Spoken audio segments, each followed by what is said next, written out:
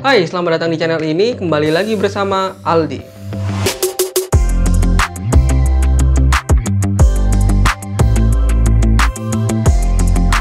Di video kali ini kita akan mengunboxing sebuah laptop terbaru dari Asus, yaitu Asus VivoBook Pro 14X.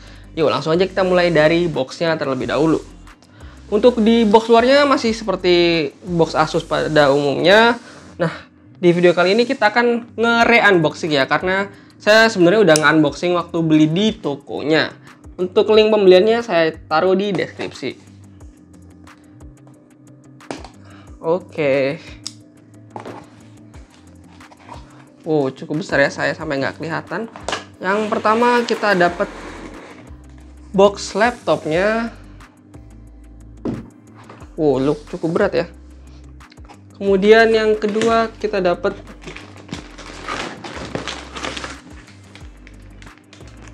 tas. Wow, cukup bagus ini tasnya ya. Apakah tas VivoBook kalian sama seperti ini? Ini bagus loh tasnya.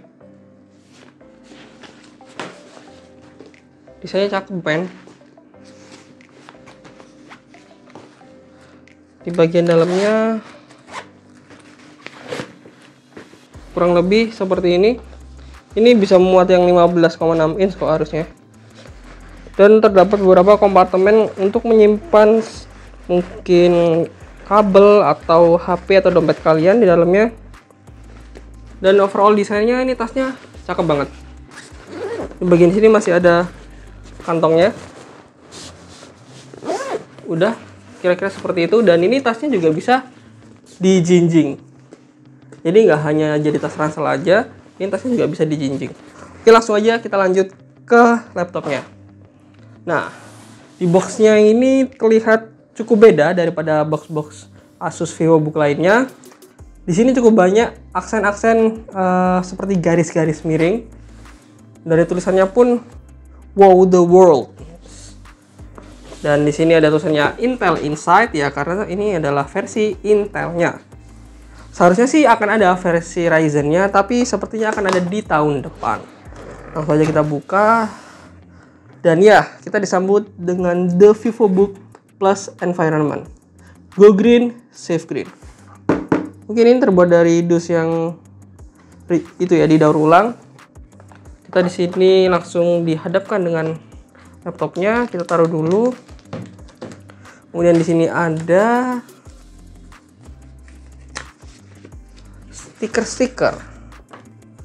Nih, Asus menyediakan beberapa stiker. Ini ada Asus VivoBook X Letterboy ya, kalau nggak salah. Letterboy atau Shatterboy. Ya, itulah kurang lebih tulisannya kayak gini. Oke, ini kita dapat beberapa stiker yang memang cukup unik, yang anak muda banget lah ya, kurang lebih. Oke, selain dapat ini, kita dapat kitab-kitabannya untuk kartu garansi. Kemudian dapat ya kitab-kitabannya lagi.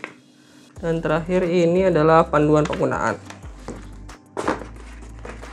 Oke, di sebelah sini kita ada adapternya. Dan di sebelah sini ya kabel adapter. Adapternya di sini menggunakan daya 120 watt, dan untuk adapter 120 watt ini cukup compact ya. Jauh lebih kecil daripada adapter Asus ROG saya yang juga 120 watt. Nice Asus.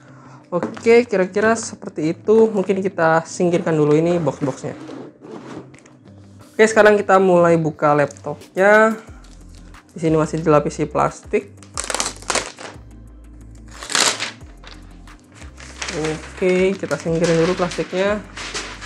Dan kalian juga bisa lihat di sini langsung terpampang jelas sekali bahwa Asus melabelkan VivoBook Pro ini sebagai the best Asus OLED laptop for creators. Nah, di sini ada highlightnya. Dia sudah 100% DCI P3. Kemudian sudah Pantone Validate. Kemudian less blue light. Dan full GPU dan CPU performance. yang katanya unthrottled creative experience with pro grade RTX graphics. Ya, laptop ini udah menggunakan RTX 3050. Dan kemudian ada Nvidia Studio, dan di sini design for Adobe and more. Dan katanya sih sudah fully tested for software compatibility. Langsung aja kita buka ini dulu. Kita singkirin dulu. Oh, ini adalah varian yang warna silver. Harusnya ada dua varian warna untuk si Intelnya ini. Ada silver dan grey kalau nggak salah.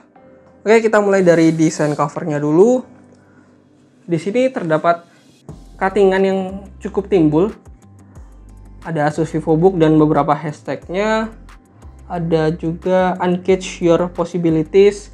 Dan untuk garisnya ini masih mirip ya, seperti Asus VivoBook K413 atau teman-temannya itu. Jadi desain dasarnya mungkin masih di bawah di Asus ini, dan bodinya metal semua ini ya, dingin.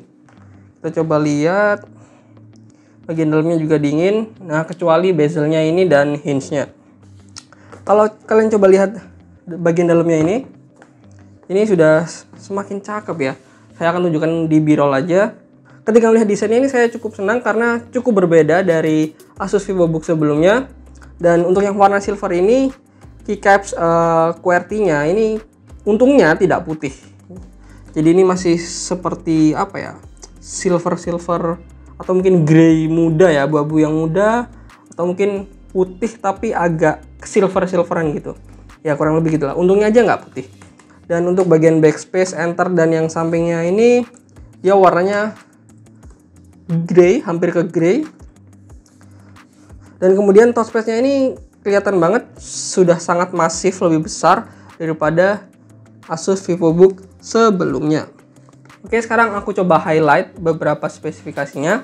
Yang pertama, dia udah menggunakan Intel Core i5 11300H, 4 core 8 thread. Selain i5 ini juga ada kok varian i7-nya, yaitu 11370H yang sama-sama 4 core. Kemudian untuk VGA-nya dia menggunakan GeForce RTX 3050. Kemudian RAM-nya udah 16 GB yang tersolder, dan SSD-nya udah menggunakan 512 GB PCIe Gen 3x4. Sekarang kita coba lihat port-portnya.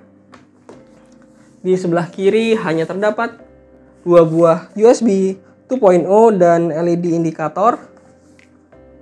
Dan di sebelah kanan cukup banyak, ada DC input, kemudian ada USB 3 super speed ini 5 Gbps, ada HDMI, dan ada port Type-C yang lambangnya sudah support Thunderbolt.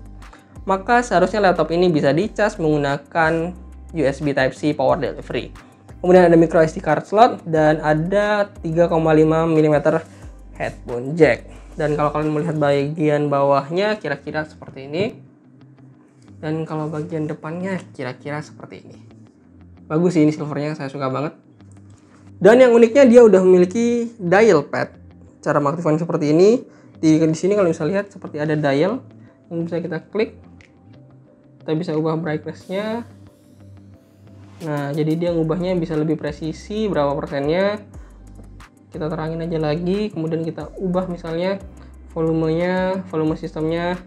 Dan seharusnya dia memiliki kompatibilitas dengan software Adobe ya katanya. Dan mungkin nanti saya akan coba lebih lanjut. Untuk speakernya di sini udah tertulis Sound by Harman Kardon, jadi ya seharusnya cukup bagus. Trackpadnya ini cukup luas, meskipun ini tidak ada tombol fisiknya ya, jadi ini menyatu tapi feel-nya cukup enak. Dan yang penting luas dan cukup licin.